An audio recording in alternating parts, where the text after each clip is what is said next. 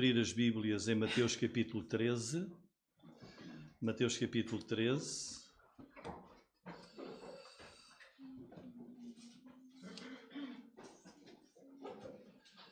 E estamos lá no versículo 31, Mateus 13, 31, página 1045. 1045. Como sabem os irmãos, nós estamos a estudar o livro o Evangelho de Mateus, já faz algum tempo. Estamos a prosseguir versículo a versículo este Evangelho onde Mateus escreve, foi um apóstolo, procurando responder à pergunta que todas as pessoas devem fazer: quem é Jesus Cristo? E ele vai nos apresentar Jesus como sendo o Messias, que foi prometido e que chegou, o Cristo, como Rei também e como Senhor. E agora chegamos ao capítulo 13, e no capítulo 13 nós entramos numa dimensão nova do ministério de ensino de Jesus Cristo. E o tema hoje da mensagem é a parábola do grão de mostarda e do fermento. Nós estamos aqui no capítulo 13, uma série de 7 parábolas. E os irmãos talvez podem perguntar porque é que agora, já no capítulo 13, Jesus começou a usar parábolas e não tinha feito até aqui. E o motivo, nós já vimos isso, o motivo foi a rejeição a Jesus. Como João escreveu, diz que Jesus veio para o que era seu e os seus não o receberam. E como a liderança de Israel, os fariseus, os escribas, rejeitaram Jesus e até o acusaram de fazer tudo no poder de Satanás, em que Jesus lhes disse que esse era um pecado sem perdão, de atribuir ao Espírito Santo o poder demoníaco. Então Jesus começou a ensinar por parábolas. E o que é uma parábola? É uma história que é contada para ensinar uma verdade. Há uma verdade espiritual que está escondida nessa história. E aqueles que têm interesse vão procurar e vão querer saber a explicação dessa parábola. Ou seja, os que têm interesse, os que são crentes, os discípulos, é isso que fazem os discípulos de Jesus. Então a parábola serve para que aqueles que têm o coração duro, que rejeitam Jesus, que até o ofendem e blasfemam, ouvem, não entendem e não querem perceber e voltam as costas. Mas a parábola provoca essa separação daqueles que têm interesse e dos que não têm. Mas quem tem interesse vai procurar saber. E por isso uma parábola é uma história do dia-a-dia, uma história das situações normais da vida cotidiana, que Jesus usa como comparação com o seu reino, com o reino de Deus, com o reino dos céus. E em Marcos 4,30, nós lemos: e dizia Jesus: a que assemelharemos o reino de Deus? Com que parábola o representaremos? Eu vou falar-vos do reino de Deus e vou usar que tipo de parábola para vocês perceberem o que é o reino de Deus, o que é o reino dos céus. As parábolas servem para isso. Ora, já tivemos a primeira parábola, que foi a parábola do semeador, e também já tivemos a parábola seguinte, que é a parábola do trigo e do joio. Irmãos, vai chegar um tempo no futuro que nós, como crentes, ansiamos esse tempo em que Deus vai criar tudo de novo. Vai criar novos céus, nova terra, tudo perfeito, tudo santo, tudo puro.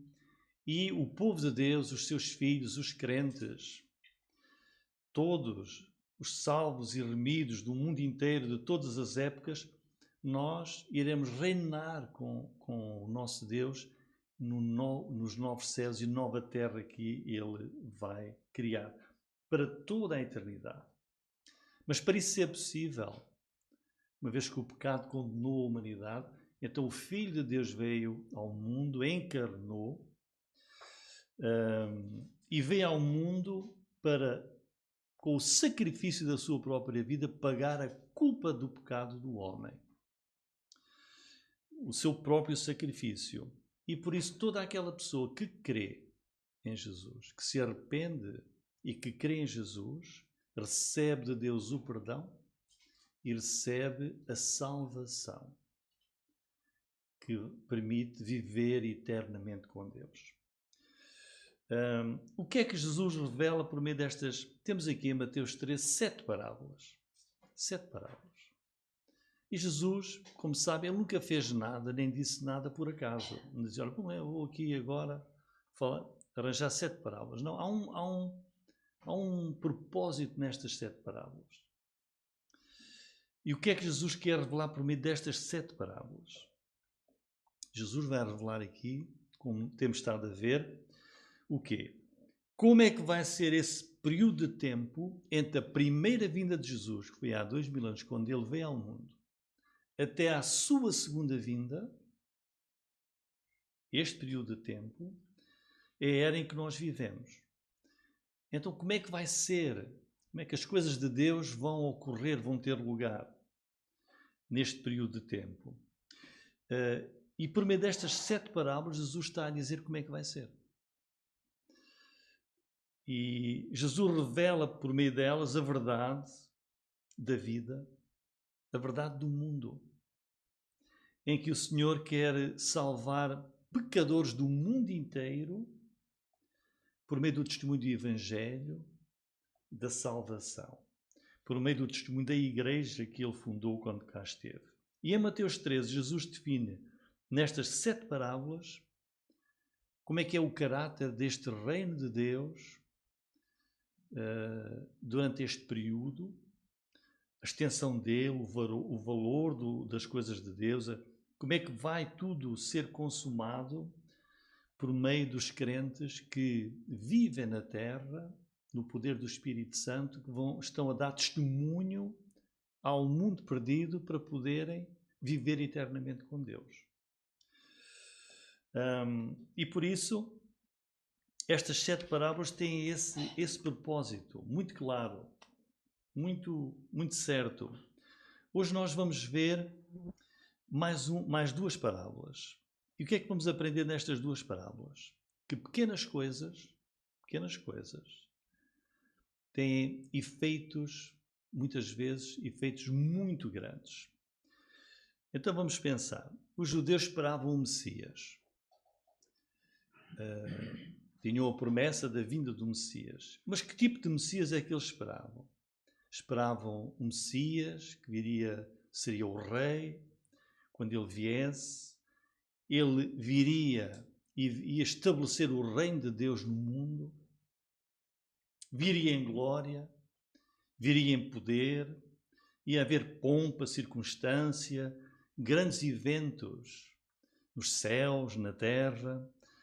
Iria ver-se o poder e a glória do Messias, os malfeitores iam ser punidos, os inimigos de Israel iam ser conquistados, naquele tempo era o Império Romano, haveria música, festejos, cavalos, triunfo, glória, grande espetáculo, porque o Messias de Deus tinha vindo, estava já no mundo. Mas não foi assim que aconteceu.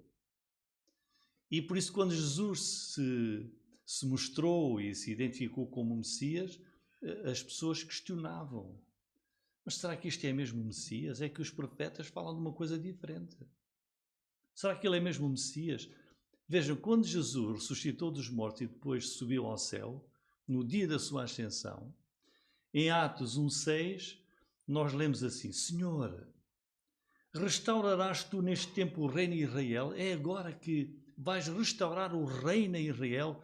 Vamos ter novamente um rei como o rei Davi e todos os outros reis que governavam a nação e os exércitos e nós dominávamos tudo. Então, de facto, irmãos, o Messias, o ungido de Deus veio, mas de uma maneira diferente. Como é que ele veio? Veio como um servo sofredor. Os judeus esperavam e ainda esperam um Messias triunfante, guerreiro, forte, como eu já li há pouco, mas ele veio como um servo sofredor. Deu a vida dele numa cruz, morreu da forma mais vergonhosa. E morreu assim para salvar o mundo. E a glória do Messias foi depois a ressurreição. Ele venceu a morte quando ressuscitou dentre os mortos passados 3 dias. Jesus, como Messias, entrou triunfante em Jerusalém, não entrou? Entrou. E aclamaram-no, mas entrou num jumentinho. Gritava, Hosana! Estendiam ramos de palmeiras, aclamaram-no.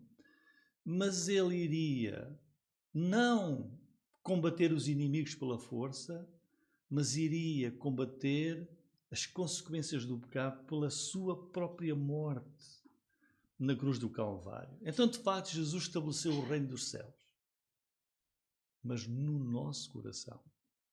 Ele é o nosso rei. Nos corações dos crentes, ele é rei, ele reina. Daqueles que creem nele e que se arrependem do seu pecado.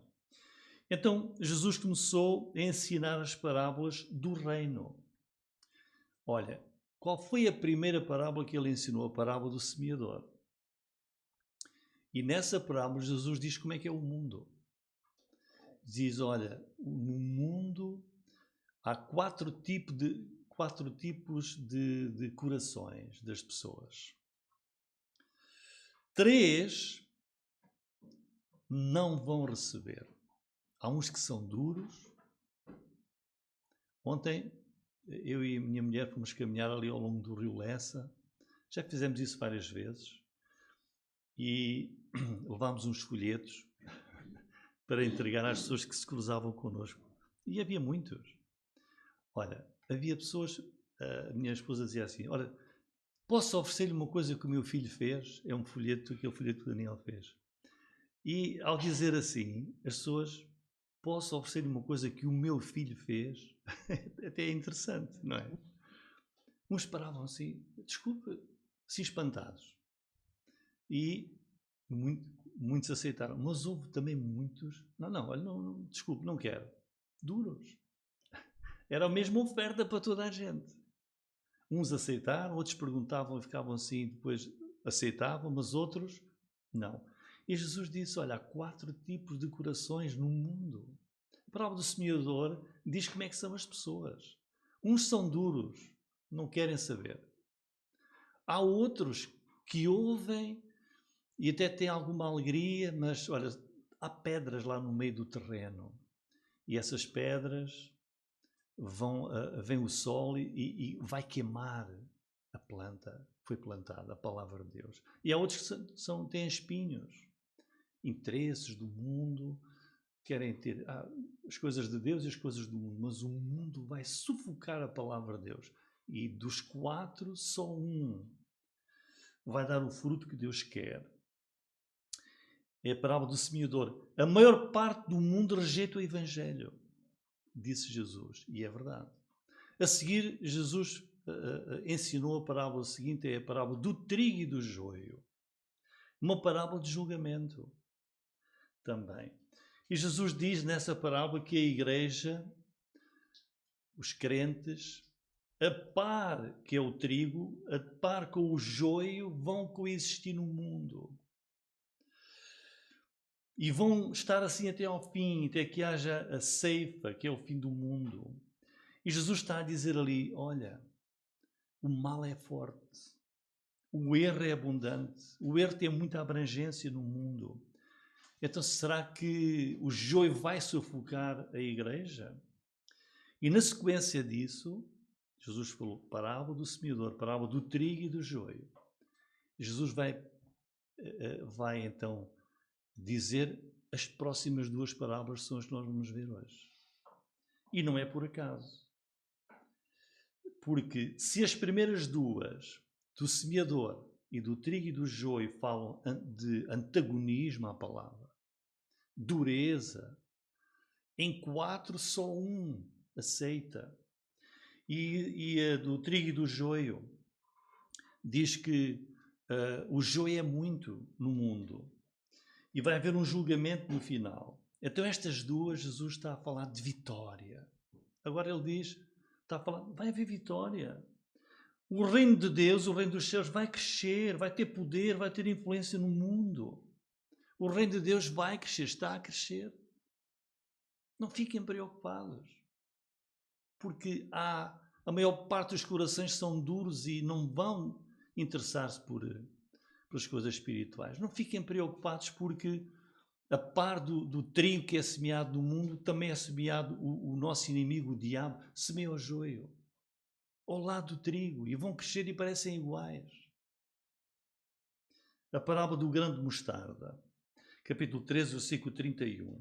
Outra parábola lhes propôs, dizendo: o reino dos céus é semelhante ao grão de mostarda que o homem, pegando nele, semeou no seu campo, o qual é realmente a menor de todas as sementes, mas crescendo é a maior das plantas, faz-se uma árvore, de sorte que vêm as aves do céu e se aninham nos seus ramos. O poder do reino de Cristo. Esta parábola descreve o poder do reino de Jesus. Temos aqui novamente um homem, se calhar um fazendeiro, que faz o quê? No versículo 32, 31 e 32, é um homem que pega num grão, numa semente que é um grão de mostarda, e semeia essa semente no seu campo. Mas lemos aqui que esse tipo de semente, diz, é a menor de todas as sementes. A menor. Mas vai produzir, vejam, a menor de todas as sementes, diz Jesus, a mais pequenina de todas. Diz, mas ela vai produzir a maior planta hortícola. Não está a falar aqui de árvores, não é? Está a falar de plantas. Ele subiu lá, vamos ver na horta, diz, é a menor das sementes. Mas a maior planta mas o que sai dela é a maior planta hortícola. Chega a atingir 4 metros de altura. Esta planta do grão de mostarda.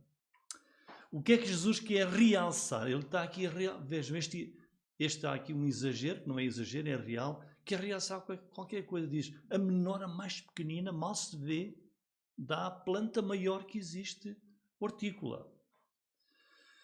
Jesus quer realçar a pequenez da semente, tão pequenina, mas o grande resultado final. Porque diz, olha, ela não é apenas uma planta, faz-se uma árvore. A árvore é o exagero, porque ela não se torna uma árvore como um pinheiro, ou um sobreiro, mas é uma planta que na horta é a maior de todas. Jesus está a dizer aqui, tudo começa por ser muito pequenino. Vejam Lucas 17, versículo, Jesus explica aqui, neste Lucas 17, 20 e 21.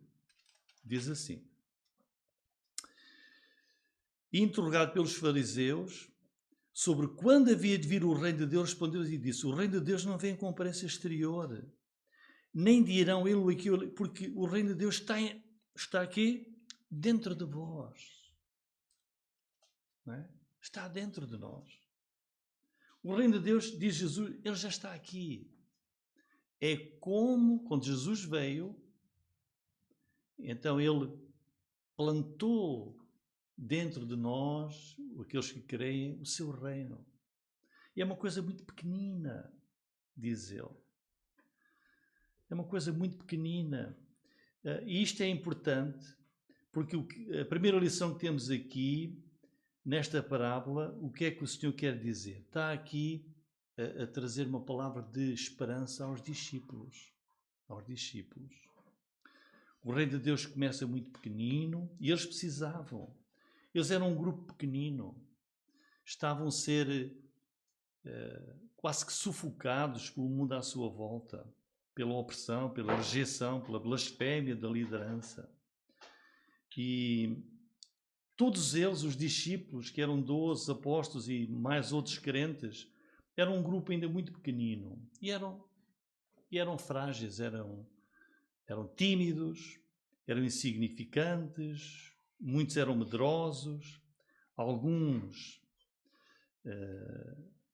eram tão fracos que chegaram a negar o Senhor Jesus, como temos visto na escola dominical, mas esse foi o reino de Deus, foi plantado no coração deles, porque creram e confiaram em Jesus. Mas agora, Jesus está a dizer, mas este reino, que começou tão pequenino como um grão de mostarda, vai crescer. E por isso, no Salmo 72, que é um salmo messiânico, Salmo 72, versículos 8 a 11, nós lemos assim: dominará, veja como é que vai ser o reino de Deus, dominará de mar a mar, desde o rio até as extremidades da terra. Extremidades da terra. Aqueles que habitam no deserto se inclinarão ante ele, os seus inimigos lamberão o pó. Os reis de Tarsis e das ilhas trarão presentes. Os reis de Sabá e de Seba oferecerão dons. Todos os reis se prostrarão perante ele. Todas as nações o servirão. Começou lá tão pequenino, na Judeia ou na Galileia, mas diz aqui: todas as nações do mundo virão, porque este reino vai crescer muitíssimo. O reino do Messias vai, como diz aqui o salmista, estender-se de costa a costa, de uma parte do mundo à outra parte do mundo. O profeta Jeremias viu isso e escreveu. O profeta Amós, o profeta Miqueias, o profeta Zacarias. Quando nós chegamos ao livro do Apocalipse, capítulo 11, Apocalipse capítulo 11, nós lemos assim, versículo 15. E o sétimo anjo tocou a sua trombeta e houve no céu grandes vozes que diziam: os reinos do mundo vieram a ser do nosso Senhor e do seu Cristo, e ele reinará para todo sempre. Para todo sempre. O reino de Deus vai crescer. E o fim dele, a consumação, vai ser surpreendentemente grande comparado com o seu início. É como Jesus diz, começou como um grão de mostarda, a menor das sementes, mas tornou-se a maior planta. O reino de Deus vai ser o maior reino que já houve no mundo e vai durar por toda a eternidade. Então esta parábola de Jesus tem o objetivo de quê? De encorajar cada um de nós. De encorajar os discípulos naquele tempo e a igreja ao longo dos anos. Às vezes nós podemos ficar desanimados. Por mais que nós tentemos, continuamos a ser poucos em número. Parecemos esmagados e excluídos pelo mundo. Somos a minoria. Somos um pequeníssimo grande mostarda, mas que cresce, diz Jesus, dia a dia, diz o nosso Senhor. É como se Jesus estivesse a dizer, vai começar pequenino, mas vai terminar muito grande. Os crentes vão vencer no final. Embora agora não pareça, mas vão vencer no final. O reino vai estender-se por toda a terra, pela eternidade, para todo o sempre. E nós vamos fazer parte desse reino. É o que Jesus está aqui a dizer. De tal forma que ele diz aqui, no versículo 32, diz, faz-se uma árvore de sorte que vêm as aves do céu e se aninham nos seus ramos. Vejam, uma planta hortícola da semente da mortada que diz, olha, até as aves fazem os ninhos. Quer dizer, abrigam-se, constituem família, estão em segurança. Pais e mães cuidando e alimentando ali os seus filhos. Jesus está a dizer que o reino de Cristo vai expandir-se de tal maneira e que os crentes de todas as nações vão ter abrigo e segurança no reino de Jesus. E o que a parábola tenta dizer, irmãos, é que pode haver oposição, como os 3 solos, duro, com pedras, com espinhos. Vai haver joio, plantado pelo inimigo. Jesus diz, venceremos. O reino de Deus vai vencer tudo isso, é superior, vai crescer, crescer, crescer. Esta é a promessa de Jesus para nos encorajar com a parábola do grão de mostarda. A seguir conta outra parábola, versículo 33. Outra parábola lhes disse, o reino dos céus é semelhante ao fermento que uma mulher toma e introduz em 3 medidas de farinha até que tudo esteja levedado. Olha, quanto tempo demorou Jesus a dizer esta parábola? Isto foi uma frase, mas é uma parábola. Porque Jesus está a dizer, Diz aqui, outra parábola lhes disse, o reino dos céus é semelhante a... Agora a parábola do fermento, que nos fala, se a outra, do grão de mostarda, nos fala do poder do reino de Deus no mundo inteiro, que vai crescer, começando tão pequenino, não desprezemos, por ser pequenino, esta fala da influência global do reino de Jesus. E ambas as parábolas abordam o mesmo tema. Falam do poder do reino, da influência do reino de Jesus. Ambas falam sobre começos pequenos. Não importa se somos pequeninos, se começa pequenino, porque o final vai ser grande. E esta parábola é também muito simples. A anterior apresenta um homem, no trabalho agrícola no exterior, no campo, diz que ele foi semear no seu campo. Esta parábola fala da mulher no interior da sua casa. E diz que a mulher vai fazer uma receita de um pão que é igual à receita que fez, sabem quem? Sara, a mulher de Abraão. Em Gênesis capítulo 18, versículo 6, o marido dela também lhe pediu, quando receberam umas visitas, vai depressa fazer pão, e ela diz lá que foram 3 medidas de farinha. E parece que os judeus pegaram nisso e se tornou a receita de pão mais usada, 3 medidas de farinha. E diz que a mulher, lá em casa, faz 3 medidas de farinha e claro, mete água e sal um bocadinho e a massa. Eu estou a dizer isto porque vi a minha mãe fazer, quando eu era pequenino. E depois ia meter tudo no forno. E diz que ela introduz, diz aqui, uma mulher introduz em 3 medidas de farinha, o quê? Fermento. Então, um bocadinho de fermento, lá naquela massa que foi feita de 3 medidas de farinha, e ela põe lá escondido esse fermento. O que é que vai fazer este pequenino pedaço de fermento? Todos sabem. Escondido lá naquela massa, está escondido, ele não se vê, está lá metido no meio, não é? E até se tapa com um pano.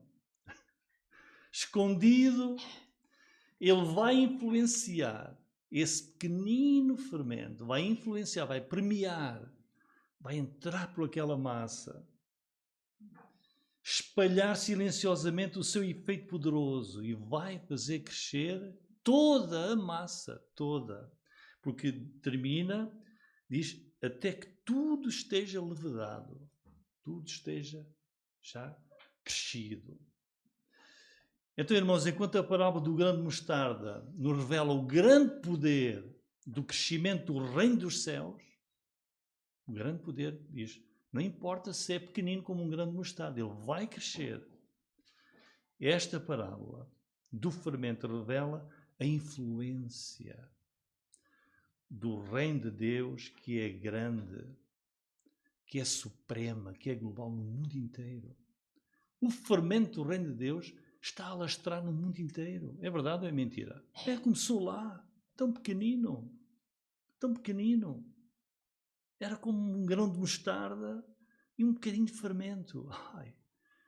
Atingiu o mundo inteiro com o seu poder e a sua influência. Irmãos, aqui estão as lições. Número 1.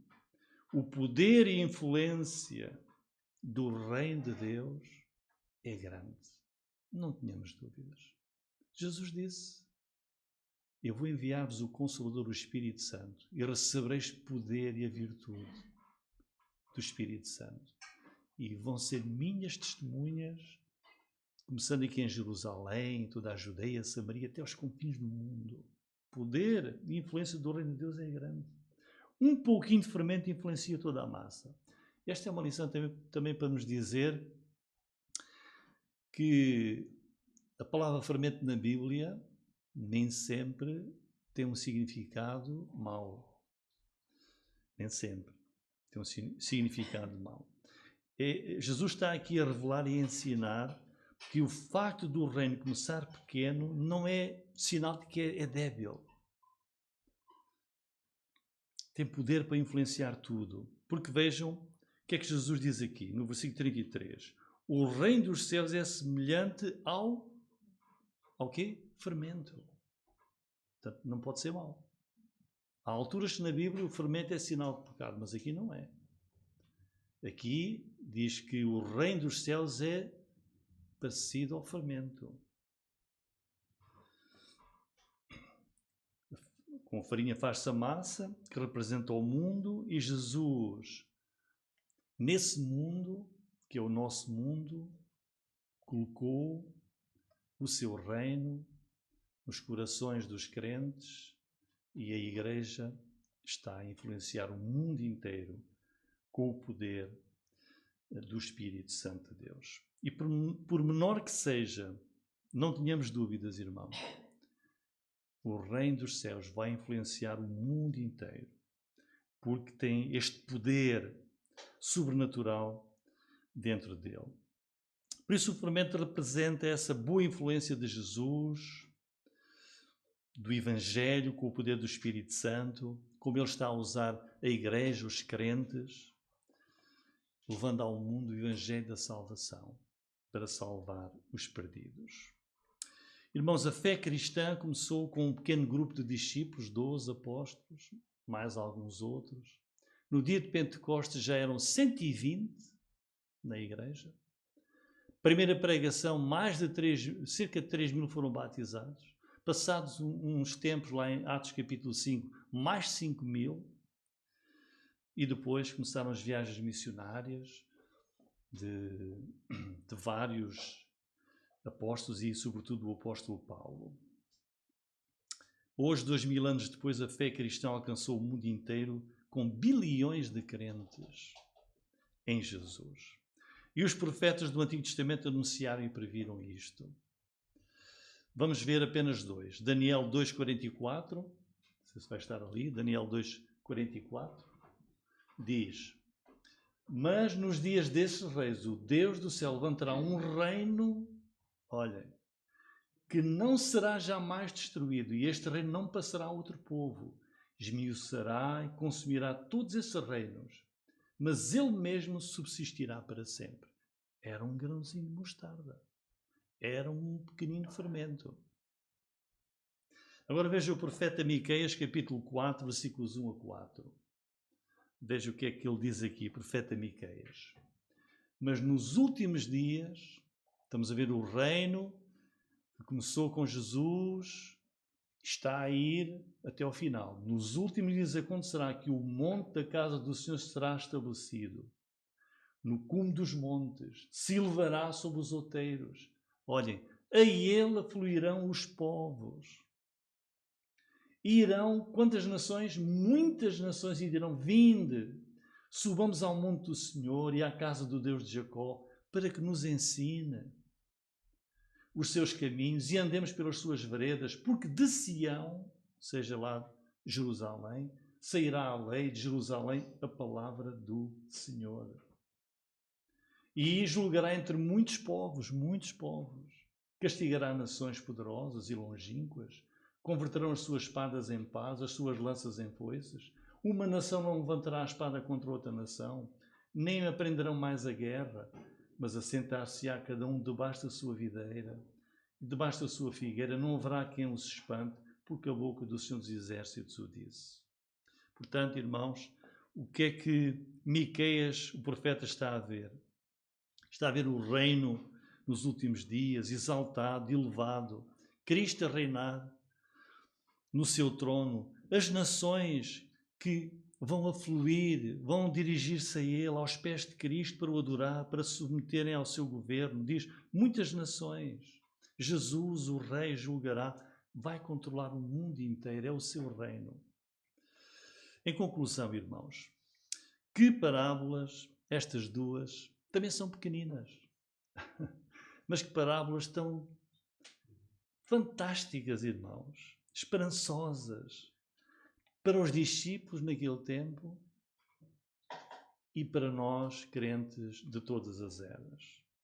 Nós somos como o fermento. O mundo vai ser influenciado grandiosamente, de uma forma incrível, pelo fermento que é o reino dos céus, nas vidas dos crentes que cá vivem. Na primeira parábola, diz que Deus plantou o seu reino no mundo há 2000 anos e começou muito pequenino, como um grão de mostarda, menor de todas as sementes, mas está a crescer e a tornar-se o maior reino do mundo. Depois, a segunda parábola do fermento, Deus também introduziu o seu fermento no mundo, através dos crentes, para influenciar este mundo perdido. Então este é o tempo para os homens serem salvos, irmãos. Este é o tempo para os perdidos, aqueles que não têm ainda salvação pela fé em Jesus, poderem alcançar essa salvação. Este é o tempo para o cristianismo fazer a sua obra. Olha o que é que Jesus diz em Mateus 24:14. O que é que ele disse sobre o fim dos tempos? Antes de vir o fim, diz: este evangelho do reino será pregado em todo o mundo, em testemunho a todas as nações. Portanto, irmãos, apesar do joio, apesar dos pássaros que arrebatam a semente que é plantada nos corações duros, apesar do sol escaldante que queima a semente que começou a brotar lá entre as pedras do coração de uma pessoa, apesar dos espinhos que sufocam a palavra em que as pessoas são perseguidas e depois entendem que afinal a vida de crente não é para elas. Jesus diz: mas há solo fértil, onde a semente cai e vai produzir fruto em abundância. Apesar da presença do joio semeado, o trigo está a brotar no mundo. E apesar de toda a oposição, Jesus diz: mas o reino vai crescer por todo o mundo, como aquele grão de mostarda e como o fermento lá no meio da massa. E termino com Mateus 16:18, em que Jesus disse: edificarei a minha igreja e as portas do inferno não prevalecerão contra ela. Amém. Amém, irmãos?